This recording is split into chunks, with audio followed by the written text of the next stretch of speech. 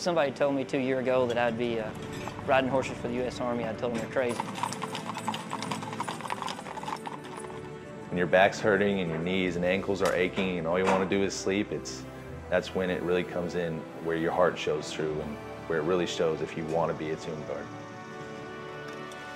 It's ruthless on a team, and that's how you stay so proficient. If your standards are slipping, you have some guy ready to step up and fill your spot. If they see us playing, it sparks true patriotism. What we do here is 100%. There is no room for error.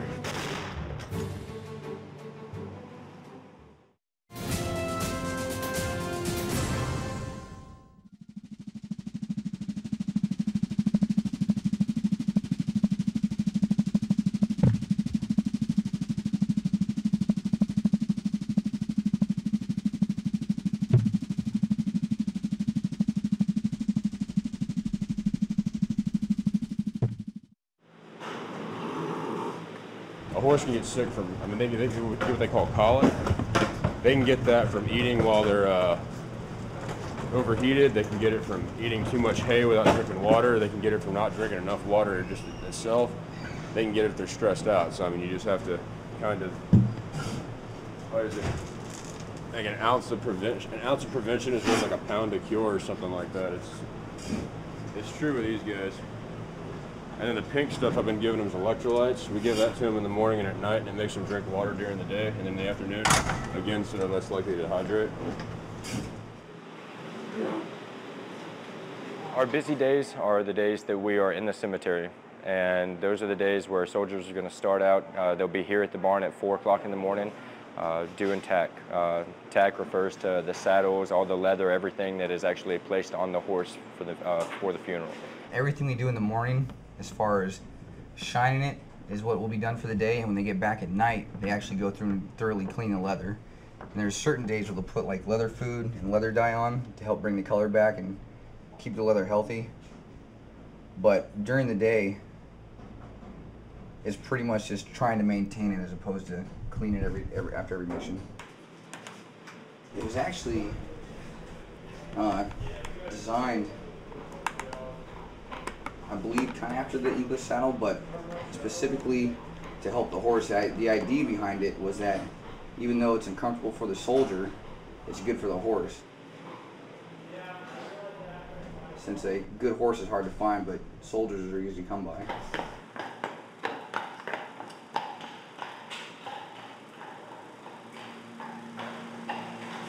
We should get 6 in there, curves. Normally we put 7, but we don't have all the loops. In the start of a normal day, you would actually have to wash horses. They're just like us. They don't want to be woken up so early in the morning. So, they're still kind of groggy. They're a little grumpy at times. So, you have to deal with, and you have to actually make sure their hooves are set and that their shoes are on tight. Because if they actually manage to throw a shoe during cemetery, it would wear down the hoof a lot, and we can't have that. We generally polish all the brass on the wagon in the morning, and in the afternoon we'll go down, brush it down, take all the stuff out of the lumber, all the trash, from the day. But for the most part, they get cleaned just in the morning, and then we're in the cemetery all day after that. 17775 17775. Every day when I come in and I come to work, I literally wake up in the morning and tell myself I am a tomb guard. Every day we have from 5 to 5:30. We'll come down, inspect the quarters. We will accept quarters. 6:30, the new soldiers in training are inspected. They come up, they have a minute to get from the back of quarters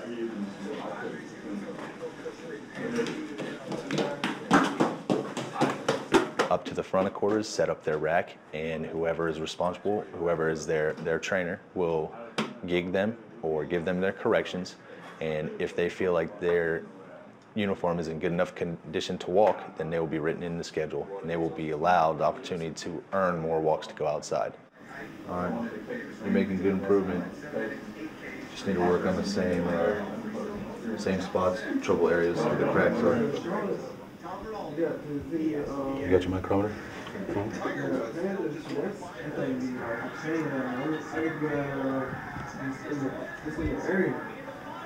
That's what I like to see.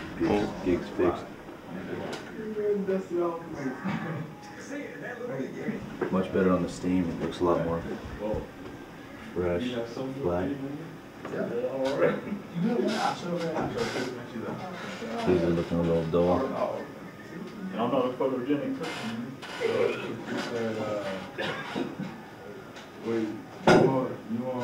Measurements are money today, though. A little more steam just on these press marks.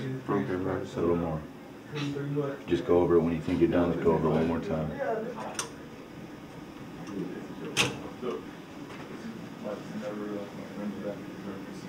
This 4 I'm gonna give you a sign. All right. A little more steam right here. Inside, not bad though. Just a little. You got a little smudge on your head, Bill. See it?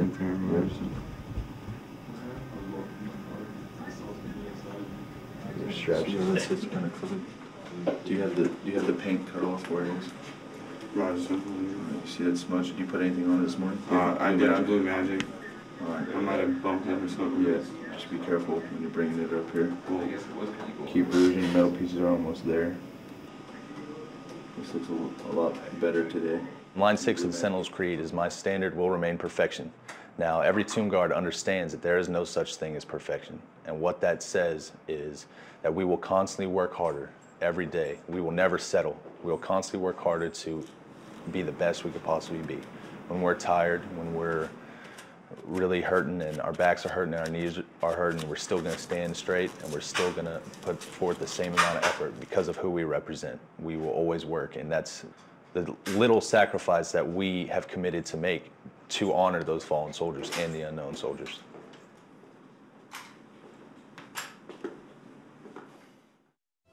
After a couple days, you kind of get used to the pain, and you just work through it, and the rewards outweigh the pain.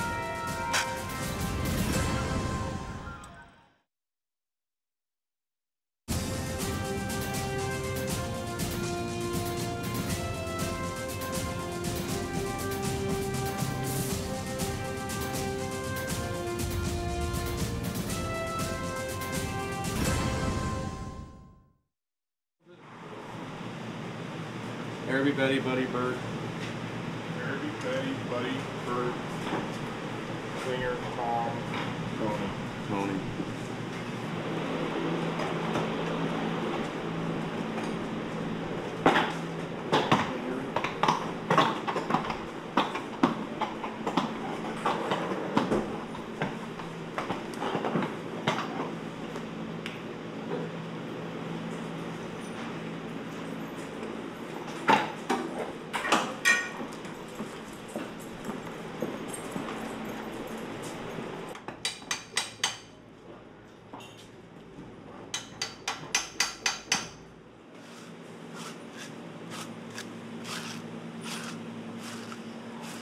Start tacking up at 6:30. We will bring the horses back out and out back. We'll hook them up to the wagon around 7:30, 7:45, and we'll try to roll out from here at about 8 o'clock. First funeral starts at 09. The second funeral will be at 11. The third funeral will be at 13, and the fourth will be at 1500. And then at the end of the last funeral, the 1500, we roll back here to the barn. We untack all the horses, and then we spend about 2 hours cleaning tack. We usually get out of the barn around 5:30, 6 o'clock in the afternoon.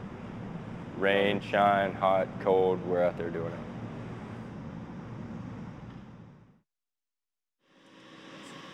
Forward! Halt!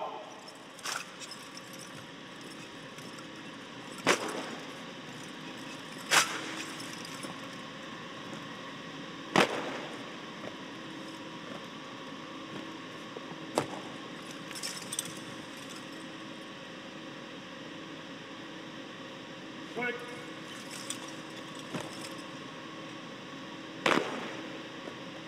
It's a 1903 Springfield. It's about 10.5 pounds depending on weapon.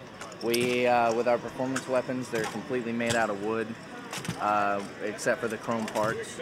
With our practice weapons, the ones that you'll be seeing a lot around here today, we have black barrels and plastic stock, so if something happens and they break, they're a lot easier to replace. And the same with the bayonets. We don't chrome the bayonets on the practice weapons because if they do break, then we can just put another chrome bayonet on. And we use the tape here so the bayonets don't break. And just little things here and there. We put tape on certain parts of the weapon to kind of hold it together on the practice weapons. And with our wood weapons, we try to keep them as clean and neat as possible, but with the job and hitting the weapon and doing the things that we do with the weapon, they kind of start to fall apart pretty fast. So real bayonet, we get them very sharp. They're actually made to fight with when we first get them, and we have to dull them down. And we try to keep them dull. If you spin it fast enough, it doesn't matter how hard or dull it is, it still cuts you up pretty bad. All right, bring it in. That's not the only problem though. When we're going out into X and O's, the 2 and 3 men aren't getting where they left at. I watched it, and before we went out in X and O's, we were good. On the way back, you guys automatically condense it down. I don't know what it is. Make sure you're getting back to your spots so that we have that 2 full steps for the cluster. So keep that in mind. You want to keep it the same speed throughout the whole manual. Don't speed up just that one section. And in the circle, there's still 2 or 3 people that are leaving gaps. Don't lose your head. We got those 4 more times for arch, just for dress. All right, so make sure you're paying attention, you know where you're at.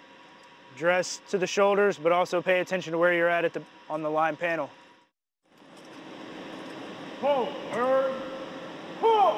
We have soloists, which obviously they do the solo routine. They're the lead trainers in everything related to the drill. We have the 2 specialties, which are the throwers and catchers. For the overhead rifle toss, obviously throwers throw it, catchers catch it, and they also run the ends of the line. And they typically lead training for the regular drillers. We call them RDs for short.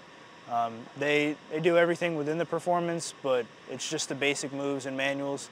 And so the way we have it set up is the RDs will lead the newer guys, trying to teach them the drill, get better at their regular standards. The specialty will teach the RDs how to do the specialties job, and soloist teaches the specialty how to do the soloist job.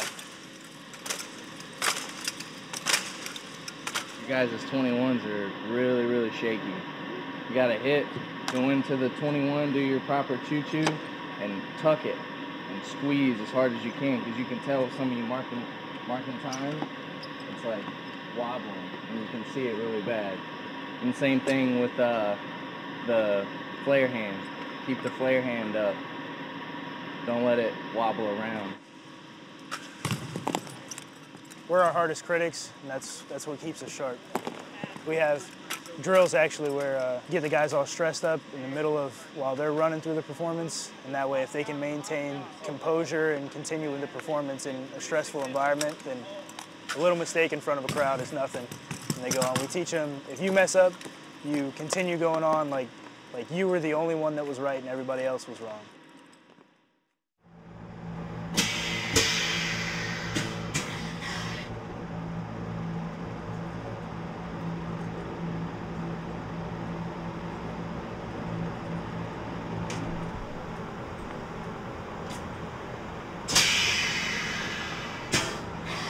We don't get a chance to come out of the cemetery. A lot of times we're in the cemetery though, we have tape and brushes that we can clean off if a horse slobbers on us or we're coated in white horsehair.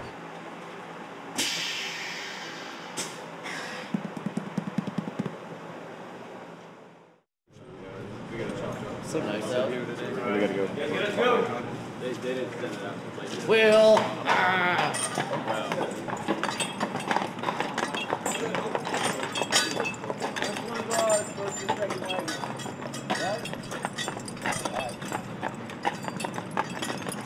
Whoa. We're good-ish.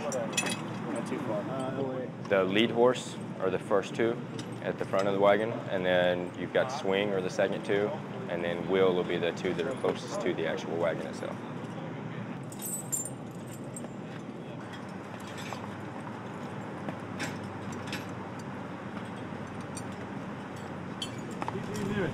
Colonel, United States Army. Wheel. Loaded. Lead. Ready. Swing. Ready. Gates on. Forward. Oh. For me, what's running through my head from the time I leave the barn is first, are my horses doing what they're supposed to do? Am I doing my job by making sure that they're doing their job? Secondly is I got to make sure that I and everybody else on my wagon looks good and is presentable for the family of the loved one that's being buried. So that's kind of what's going through my head the entire day. A, my horses, and B, am I in a position where I look good enough that I'm doing justice to the person that is being buried. For us, when we go through the gates, they go through the Arlington gates, the sunlight's always coming up right there, and you can see it glaring off of that marble. Now, that's one of my enjoyments. That's one of the things that fuel me through the day. Sometimes you hear a lot of pain from others in there, and it does disturb you sometimes. But whenever you sit back and you look at Arlington as a whole, the place is beautiful. So yeah, I wouldn't mind being here when I'm my own.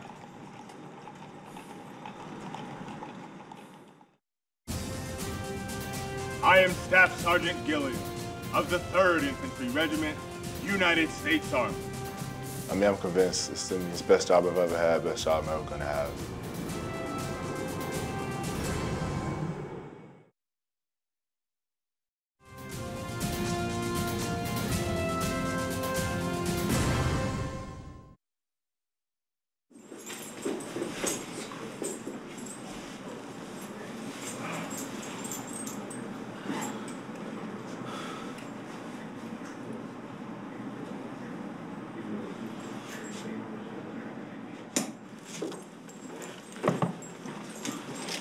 Before guard change, it'd be myself, and whoever is going to be replacing the soldier on the mat will be here in the ready room.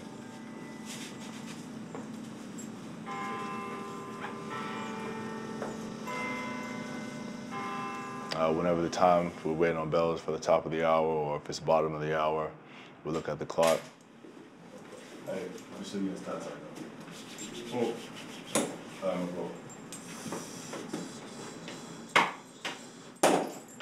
I'll leave from here ahead of the soldier that's getting replaced.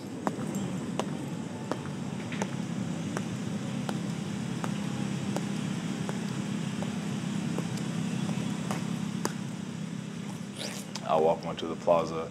I'll come all the way to center, salute the tomb, of course, make an announcement to the crowd of what's about to happen. Ladies and gentlemen, may I have your attention, please? I am Staff Sergeant Gilliam of the 3rd Infantry Regiment, United States Army, commander of the relief Tomb of the Unknown Soldier. The ceremony that you are about to witness is the changing of the guard. Salute the tomb again.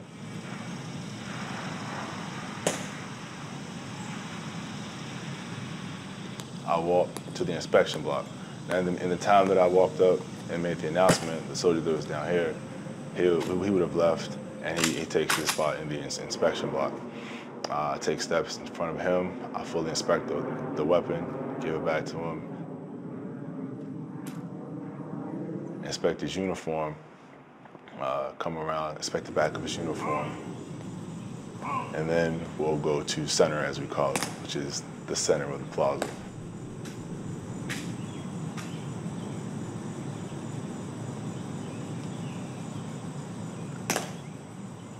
I bring everyone together. They'll be at different arms. I bring the port arms. Hey! Reason.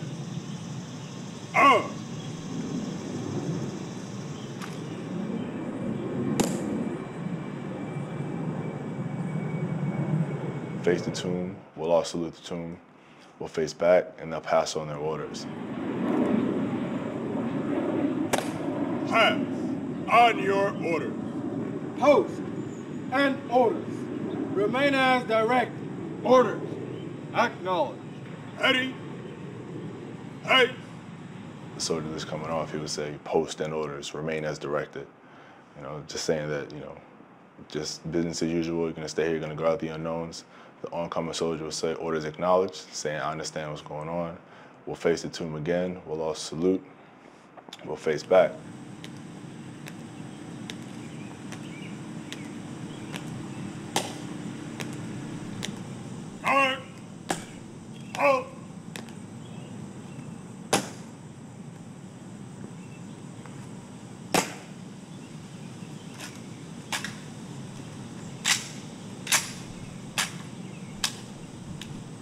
All out.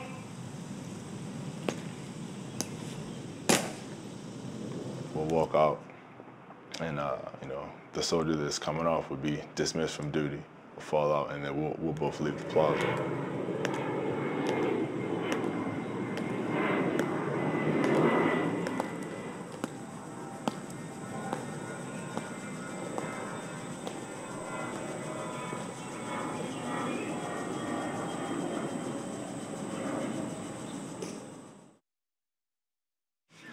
No pressure. No pressure. No pressure at all. The reason why we do the challenges the way that we do them is because when you actually do get in a performance, those nerves are going to be doubled, tripled. You're going to be way worse than you were during your challenge. So we like to, you know, give you a little taste of that, and then when you actually do get out on the drill floor, you know, you have a little bit to work with, a little bit of experience.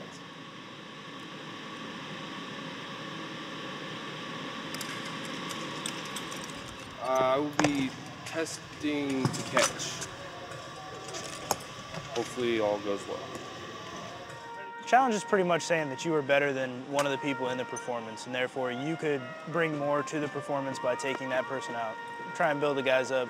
Everybody believes that they're the best at their job, and so winning a challenge is one step in proving that you are the best. They will throw you, obviously you have to have your blouse on, seatbelt, steel, and C-cap, and your catching glove. They'll throw 8 shots. If you get 6 out of 8, then you pass. If you get 8 out of 8, then you pass and you're automatically in the drill. Once you pass the catch test, then you got to challenge a catcher in the drill. And if you beat him, then you get the slot in the drill. It's ruthless on the team, and that's how you stay so proficient on the team. Basically, you have, if your standards are slipping, you have some guy ready to step up and fill your spot the right way. So that's the way the drill team works right there.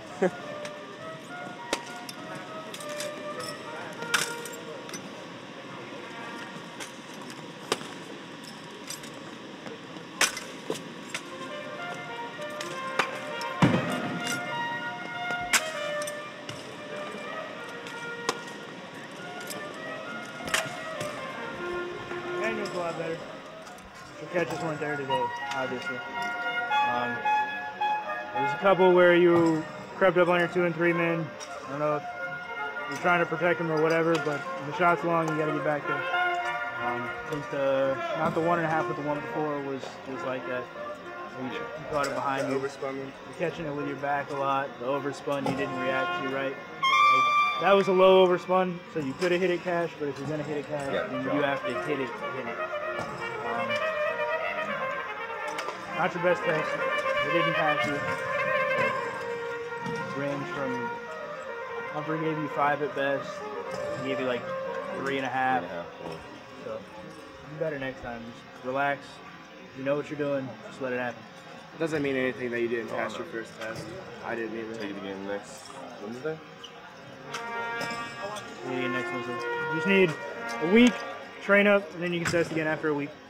The test is pretty difficult. You have to react well. You get 6 perfect shots that are thrown, and you have to crush them with little to no movement once you hit the weapon. And then there's 2 that are just thrown as a surprise, and they can either be over-rotated or under-rotated depending on what the thrower throws at the time. So it all gets into the kind of what-if scenarios. In a performance, what if this happens? You have to be able to read the weapon almost instantly. As soon as it releases their hand, so you can react accordingly.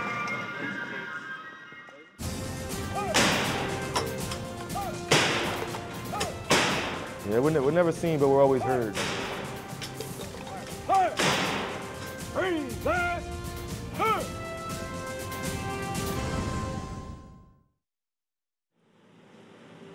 Somebody told me 2 years ago that I'd be riding horses for the U.S. Army. I told them they're crazy. When your back's hurting and your knees and ankles are aching and all you want to do is sleep, that's when it really comes in, where your heart shows through and where it really shows if you want to be a Tomb Guard. It's ruthless on the team, and that's how you stay so proficient. If your standards are slipping, you have some guy ready to step up and fill your spot. If they see us play, it sparks true patriotism. What we do here is 100%. There is no room for error.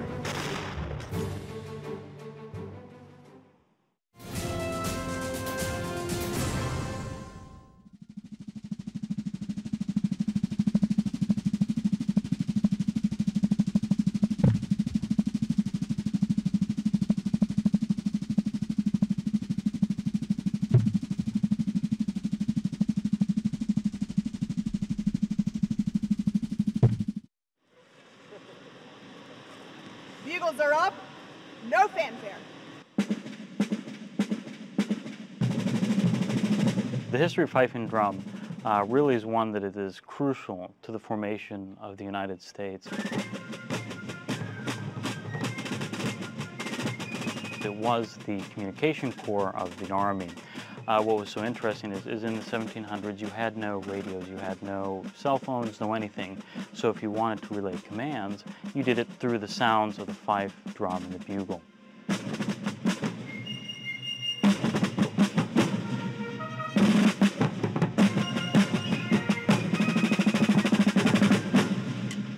Rehearsal is a very big part of it. Now, the Old Guard Fife and Drum Corps is the face of the Army. We're goodwill ambassadors as we travel, and that's who we represent, is the Army, is the United States. So in keeping with that tradition, we need to make sure that we exemplify what is the Army, which is precision.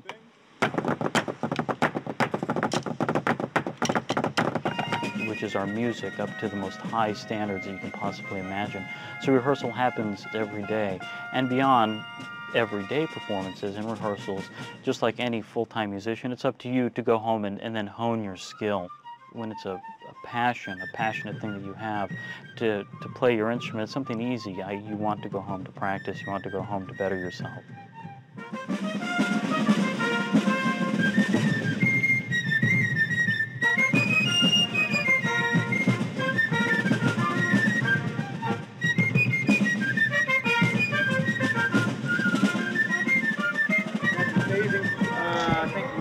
Ahead of the beat, actually. Question about that. Does the drum part slow down during our chord count turn to the back? It's not supposed to. Feels like it to me. Okay. But still, just all the way through that. Okay. Then immediately following the interlude, tempo change, the leg lift. Our initial mark time there, boom, boom, not quite on. The troop step, that's kind of our signature. I think it's the most impressive thing that we do. It's hard to describe without showing. What's so odd about the troop step is that you are playing at the same time, and you're then pointing your toe, dropping your toe, play at the same time, pick up the other foot, drop it, put it down, play, all of this at the same time. So it is truly like patting your head and rubbing your belly. And what makes it so difficult is at the same time of trying to make sure that you're in perfect phasing with everybody else, make sure that you're in perfect time, you also have to make sure that most obviously you're playing the correct music. So it's something that out of all the training, it takes us 6 months to train in the Fife and Drum Corps, something that probably takes the longest because it involves coordination, memorization, and then focus. Forward, left, left. They're all actually 11 Charlies, indirect fire infantrymen, mortarmen by trade. And that's because back in the 40s when they actually used these weapons, it was actually an infantryman crew that was on these weapons as direct fire weapons. That's how we came to be. Settle down. Settle down!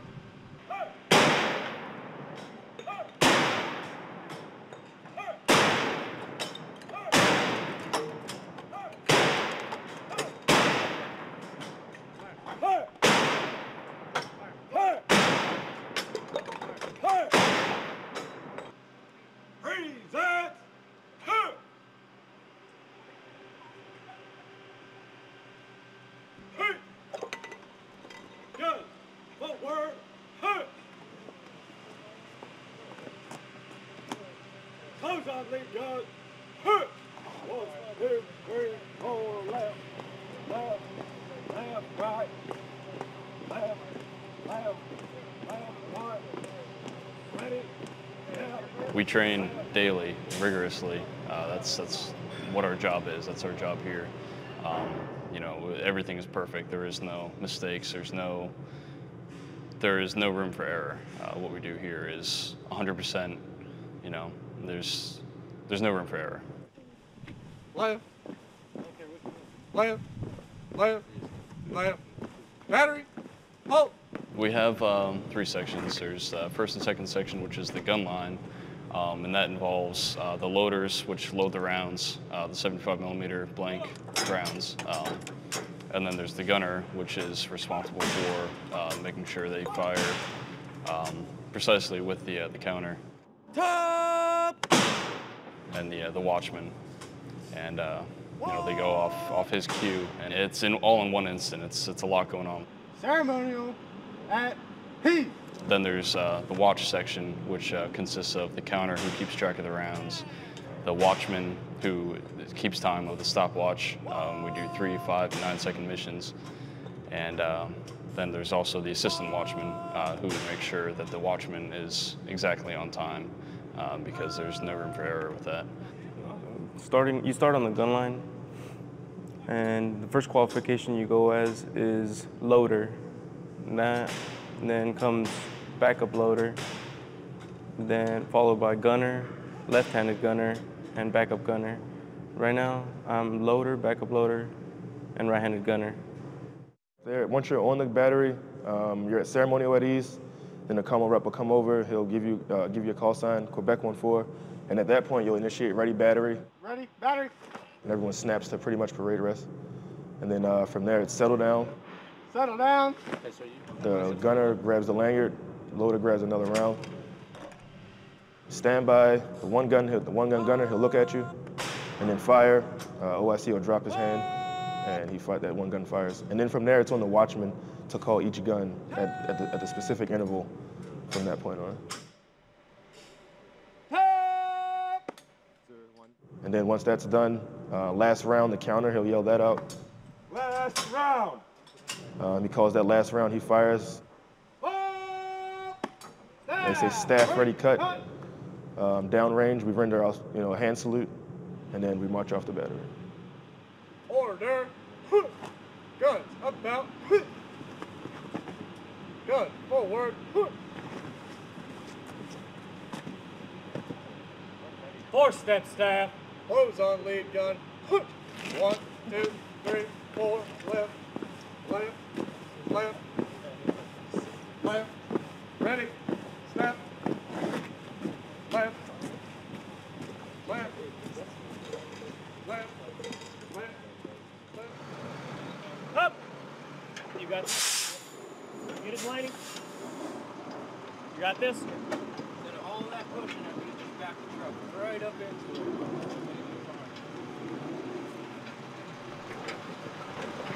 Stop. Back. Back.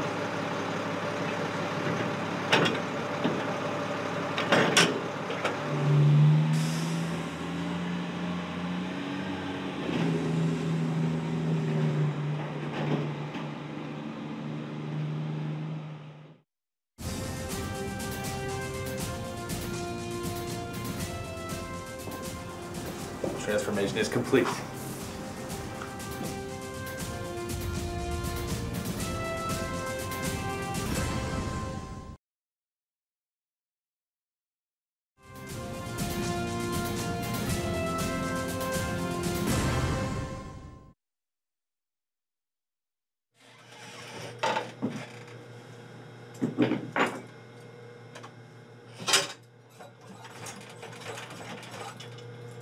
What we do is we make all of the harness from scratch and pattern for case armor.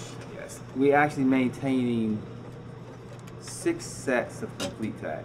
We got 4 for case that actually go out in the cemetery. We have 1 in training of horses and 1 in training of soldiers. And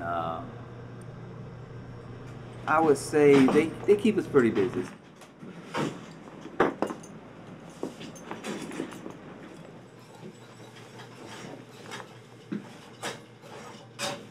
90% of what we did before me going to class, we did by hand. meaning everything was sewn with 2 needles and thread. And it was very time consuming, but it taught us a lot about the actual art itself. Now you see we use the machine. We can actually put out a nicer looking product, and we can put out more. Did you take this apart? Ideally, it would take us probably about a week to 10 days to make one, because it's going through 3 to 4 thickness of leather. And we're talking 1 stitch at a time. Poke a hole, you stitch it up. And now we have the capabilities of putting maybe 2 to 3 of those together a day. Before the guys actually get on this machine, I like to teach them the trade first. They don't like it. They're probably a little uncomfortable over there now saying stitching, but it teaches them the trade. Tough level. Give me a drill and a bit.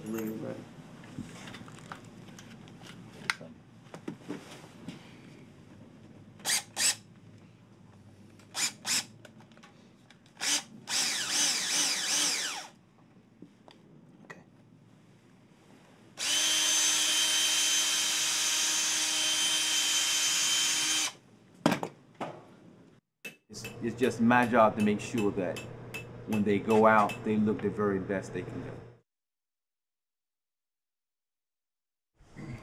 Well, right now, all we're doing is oiling the saddle. So yesterday we put leather dye on, let it soak in, it darkens the leather, gets it looking good and black again.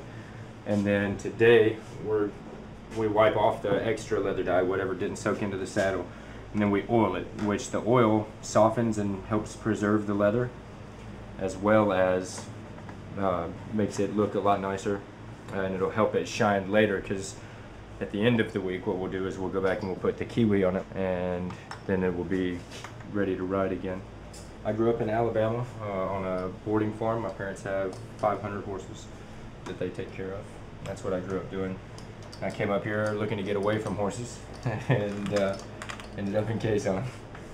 So kind of backfired, but it's something that I'm familiar with and something that I enjoy now. So I grew up riding Western. I grew up, I've done everything from rodeo to just riding around doing trail rides and stuff on the farm, exercising horses. And then I came up here, and I almost didn't pass the riding test for Quezon, even though I've ridden horses my entire life. I almost didn't pass the riding test because it's completely different. I had to basically forget everything that I had known growing up and relearn how to do it here. Lord, ho!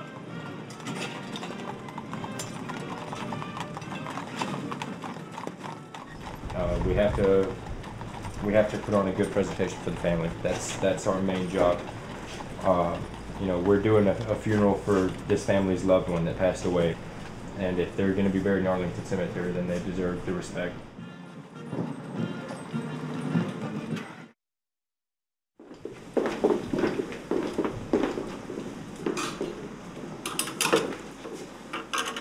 Do you need a flask now, sir? Roger that. Cool.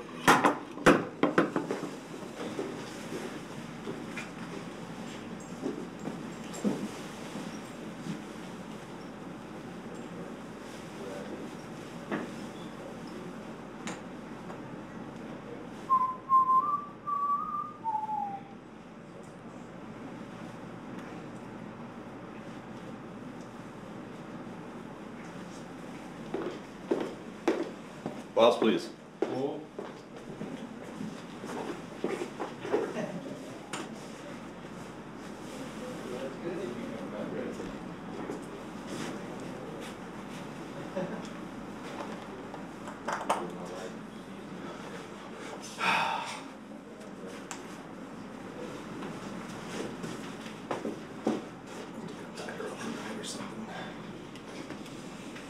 On NCO, Sergeant Parker, actually, when I was in training, he told me, because a big part of it is nerves.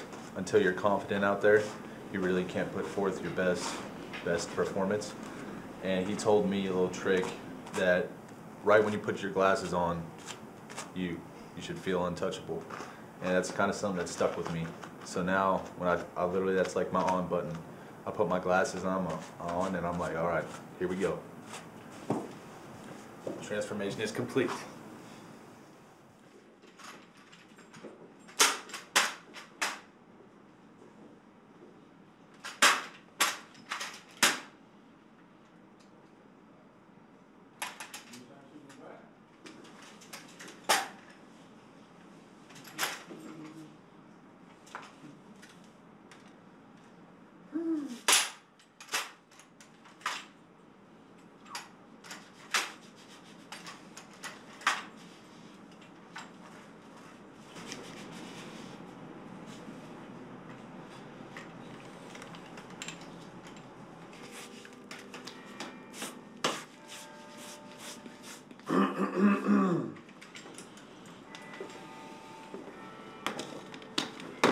Out the door. Cool. Crazy. I go walk. See you in the block. See ya.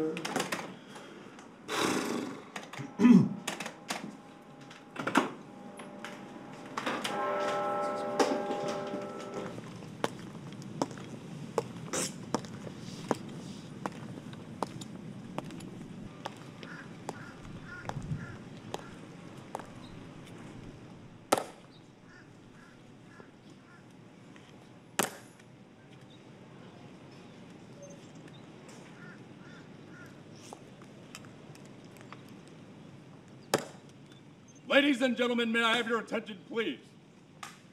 I am Specialist Brizell of the 3rd Infantry Regiment, United States Army. Guard of Honor, Tomb of the Unknown Soldier. My dedication to the sacred duty is total and wholehearted. In the responsibility bestowed on me, never will I falter. And with dignity and perseverance, my standard will remain perfection. Through the years of diligence and praise and the discomfort of the elements, I will walk my tour in humble reverence to the best of my ability. It is he who commands a respect I protect. His bravery that made us so proud. Surrounded by well-meaning crowds by day, alone in the thoughtful peace of night. This soldier will in honored glory rest under my eternal vigilance.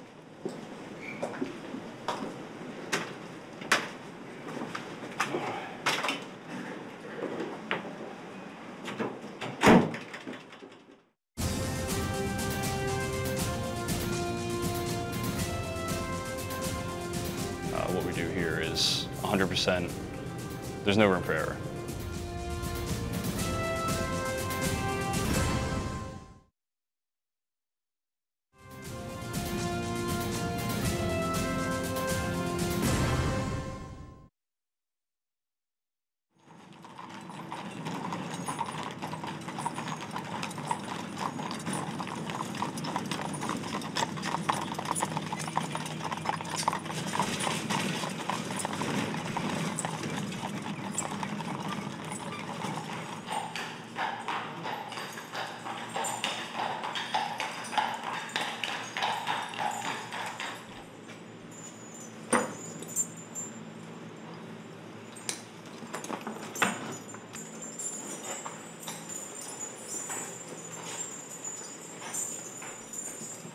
Well, thank you, Sergeant.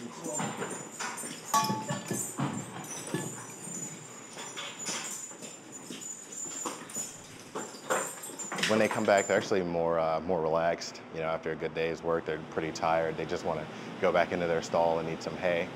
But before they go back in, since it's been really hot out recently, we've been actually spraying them down before we put them back, which they seem to enjoy a lot more than when you do it early in the morning, you know. But anyway, who likes that wake-up call? And when you get in the military, you understand tradition is one of the biggest drivers. If you follow it, it's one of the big things. But other than that, whenever you know that you've done your job and you know that it's represented the U.S. Army and you've completed your mission, which is to serve as a mounted escort to our fallen soldiers, that alone gives you a good smile at the end of the day.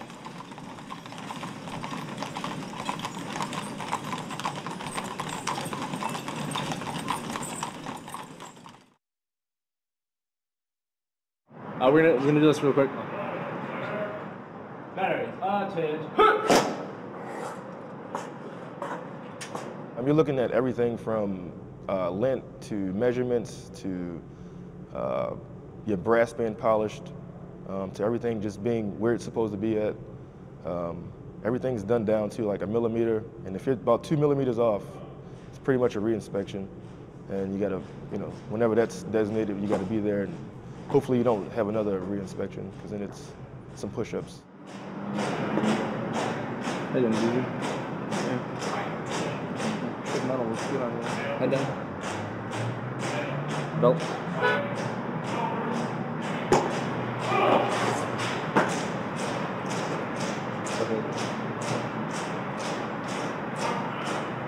Battery, change.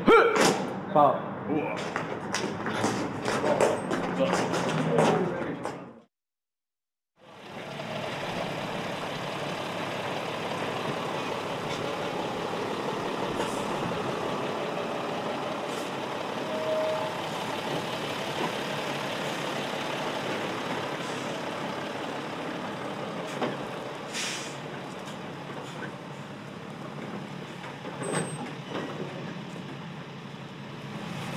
Straight in, slow it down, slow it down, slow it down, slow it down. I said slow it down. Right here. All the way on, all the way on.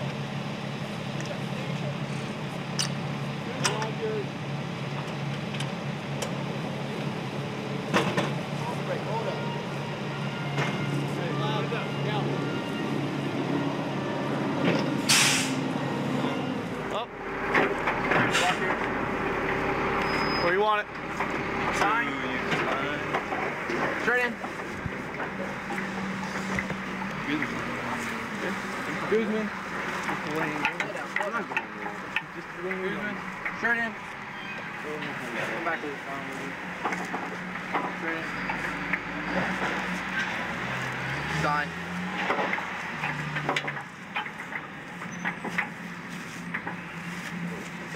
Steady. Straight in. Buccaneer, unlock the far trail legs to me, CH. Steady. Lock the near, unlock the far trail legs away, CH. Lock the far, unlock the near, trail legs away, CH. Downhill, be easy. Steady.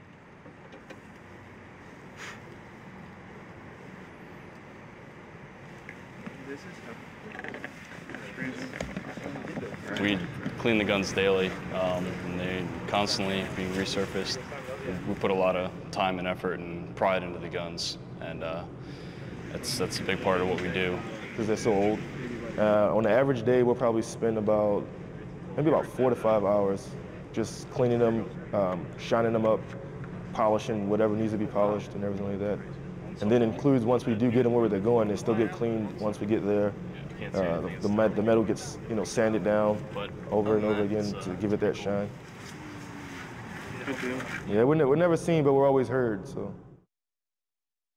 Ladies and gentlemen, please join me in welcoming the United States Army Old Guard Fife and Drum Corps.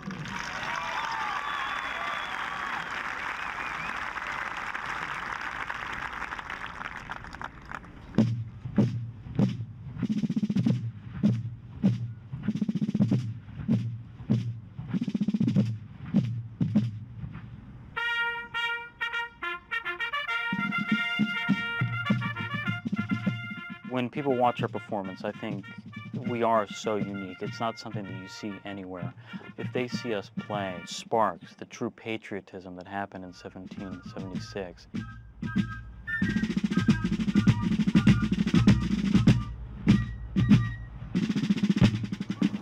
Ladies and gentlemen, the United States Army Drill Team.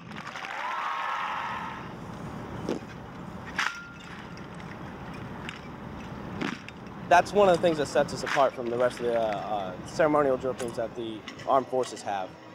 We actually put a little bit of what we call flair in the drill, and it gives the audience a chance to get involved with us and stuff like that. Like on the ends of the lines, we'll step out and like wave or fix their tie or something like that. Which it gives the crowd a little bit of humor and takes away from the so serious part of the drill team. It lets us know that we're still human.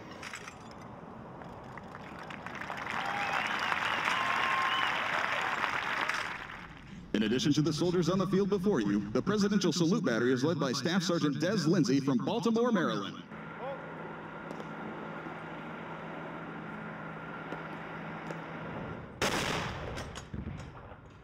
it's just an honor and a privilege to be here, and I love what we do, and I couldn't imagine myself anywhere else. When a soldier enjoys his work, then he will do it to the, absolute best of his ability. And the training that we put these soldiers through here makes them even better as far as, like we were talking about before, as far as the precision and the exactness of how they do it.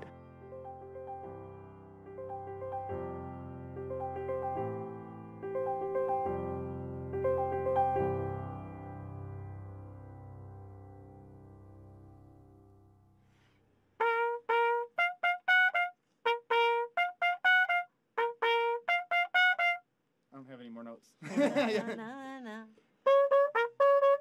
Very good. Excellent.